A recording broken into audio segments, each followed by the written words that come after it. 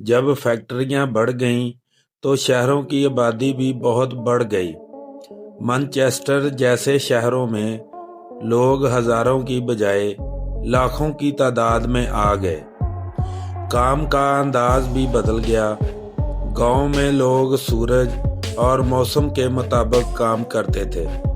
فیکٹریوں میں گھڑی کے مطابق شفٹس، 12-14 گھنٹے، ہفتے کے 6 دن۔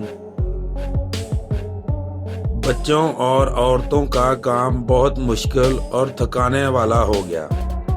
اسی لیے بعد میں قوانین آئے جس سے بچوں کا کام محدود ہوا۔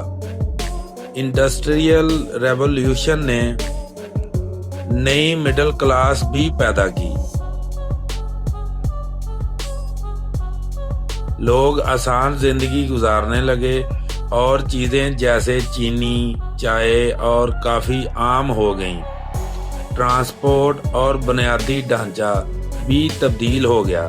کینالز اور ریلویز نے کوئلہ، کاٹن اور لوہا تیز تر منتقل کرنا ممکن بنایا۔ سٹیم شپس نے عالمی تجارت کو بھی تیز کر دیا۔ انڈسٹریل ریولوشن صرف مشینیں اور فیکٹریاں نہیں، یہ معاشرت اور ماحول کو بھی بدل گیا۔